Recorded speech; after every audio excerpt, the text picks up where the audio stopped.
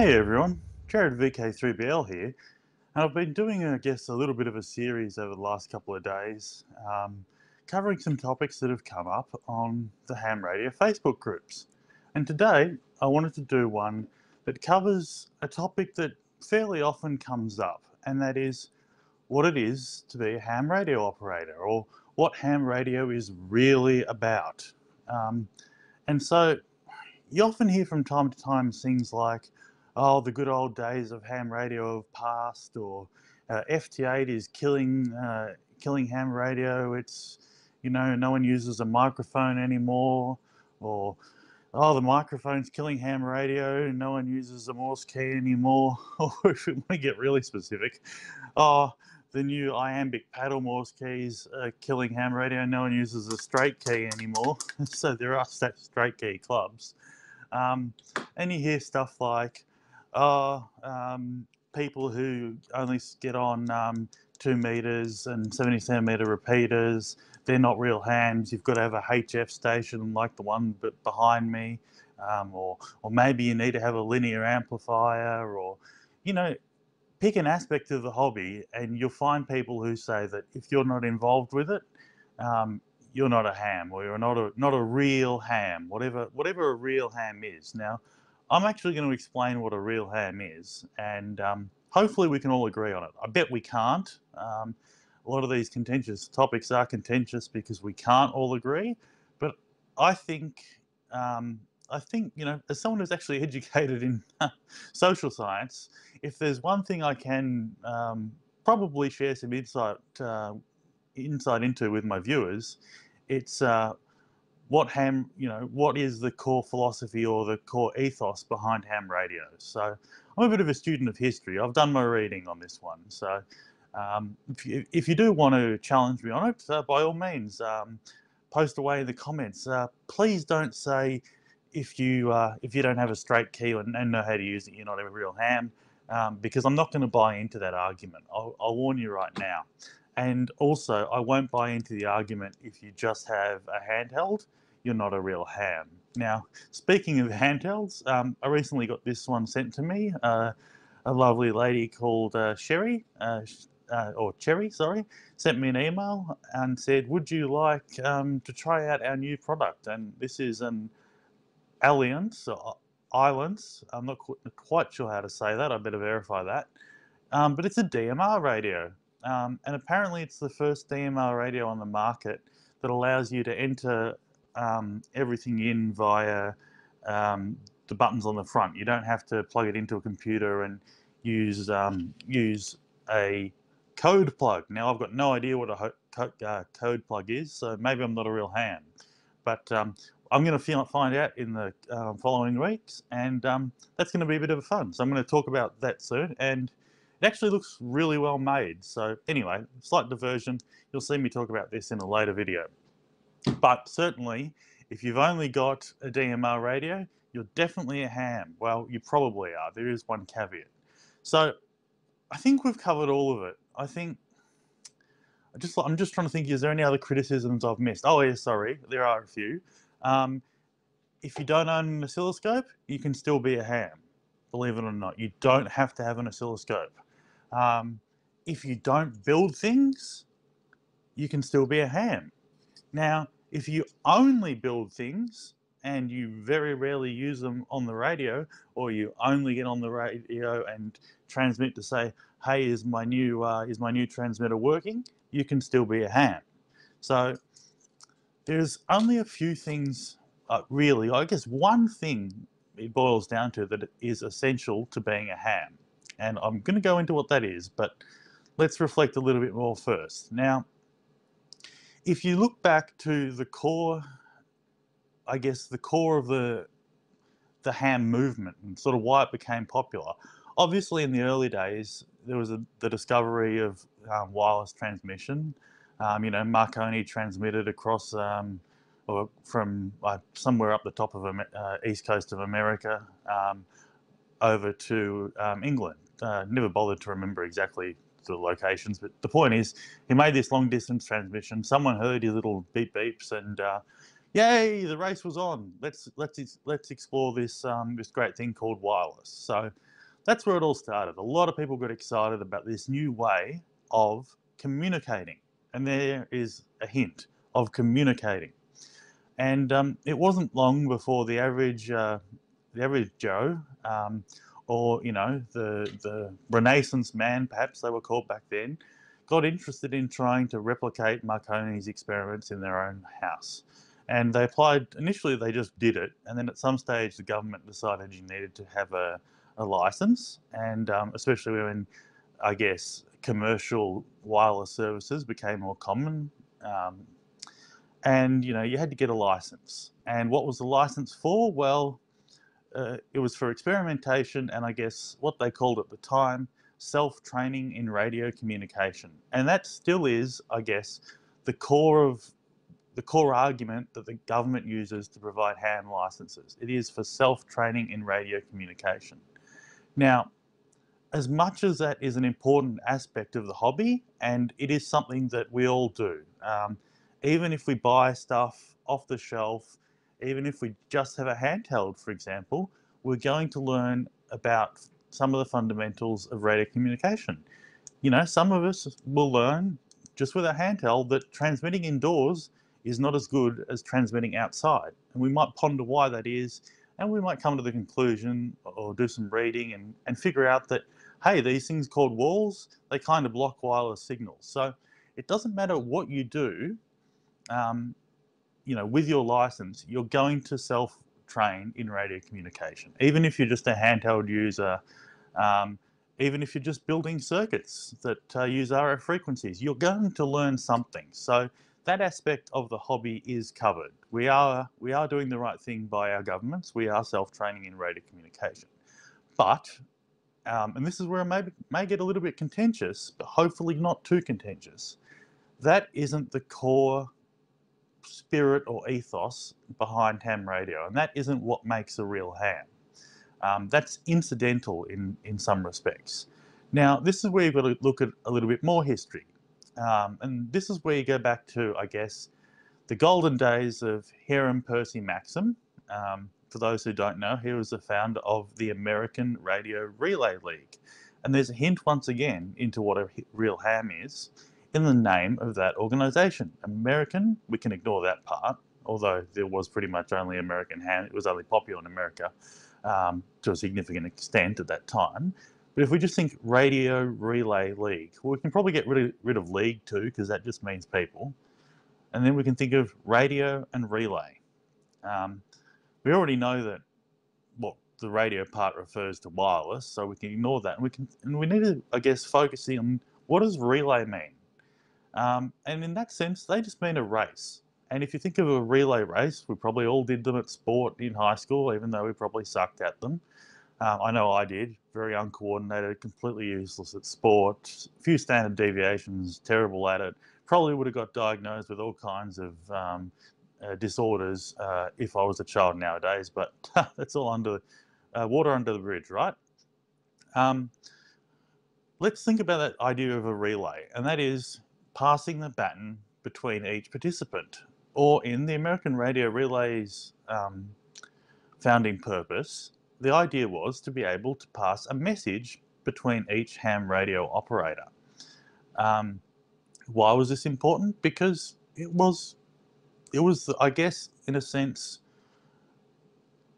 the ARRL's way, or the ham operator's way of, I guess, in a sense, competing and with commercial services. A commercial service could deliver a message between the East Coast and the West Coast in a certain amount of time, and perhaps the hams wanted to see how fast they can do it. I couldn't speak exactly for why culturally it was important to relay at that period of time, but it was certainly seen as something worth starting an organisation about. Some of the American guys can probably fill me in a bit more about this in the comments. But the point being is, the organisation was started to get together a group of people who'd built their own ham station, and this is back when they had to build it out of parts. And they didn't just give them a certificate saying, "Hey, you've built your ham radio station now, so what?" they gave them a purpose and a drive. And I suppose that kind of answers my previous question as well. And that was to be able to communicate with each other to pass along a good message. So in the early days, say the first 2-3 decades of ham radio, the biggest compliment an operator could get is being what was called a good traffic man. And this is where the whole concept of nets and things like that came from, is that, you know, everyone might, in their area, for instance, their range of reception, say on the 80 metre band, there might be a net every Monday night, or maybe during these early days, maybe there was a net on at, say, 8 p.m. Every night. And people would get on and they'd say, well, you know, they'd all sign in like we do today, and they'd say, well, do we have any traffic? And an operator might say, well, yes, on the other net I'm a part of, I had this message passed on to me. It was to go to, it's intended to go to Joe Bloggs in California. Does anyone have a station that can, you know, maybe not get to California, but get to one of a net closer along, you know, closer to California than the one we're participating in? And, you know, another operator will put their hand up and say, yes, I can log into, or not log in, but I can check in to the net, to another net that's maybe, I don't know, I'll just pick something out here. I can log into the Texas net. I'm sure I can get, my station's quite powerful. I was lucky enough to buy an 807 or an 811 or whatever big tube of the day was, or what was it, an 813. And he said, so they'd say, yep, I've got a station that can check into the Texas net. I'll pass the message along. And they said, okay, good. So the message would be read out on the net, and you know, whatever his call was, maybe, I don't know the Texas call, I must be honest, guys, but whiskey something, you know, GMP, Golf Mike Papa, good message passer, or good traffic man. He'd write down, get his pen out, he'd write down what the message was, or the traffic, and then then, you know, they'd conclude the rest of the net's business, they'd check in on each other, that sort of thing. And on the next night or whenever, the guy with the station that could get into Texas, he'd log into the Texas net and he'd do the same thing. He'd read out the message and say, is there anyone who can help get this to California, to Whiskey Six Land, and so forth. And I believe that in the heyday of traffic nets and the ARRL, there was a record of somewhere around, I think somewhere around 8 to 9 minutes of being able to get a message from one coast to the other. So that was really quite an achievement for amateurs to be that organised and to be able to work with each other to pass a little bit of information or some traffic between one end of the country to another. A real big achievement, and I think we really do need to reflect on that. So without getting too lost, I guess, if you look back at our history, yes, there was a lot of emphasis placed on self-training in radio communications. There was quite a bit of emphasis, initially there had to be, because you couldn't go out and buy radio equipment, you had to make it. Initially there was a big emphasis on the technical side of the hobby, of being able to use the tools of the day, and trust me, that was not a tool of the day, to make a working radio transmitter. But that wasn't what got people excited, you know.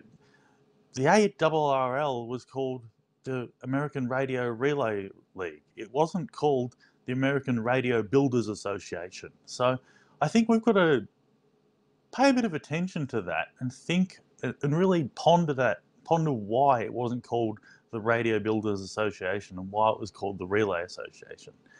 And I think the result of pondering that is people weren't building radios because that was the end goal. People were building radios so they could communicate with one another. And the ARRL was started to aid people with communicating with one another.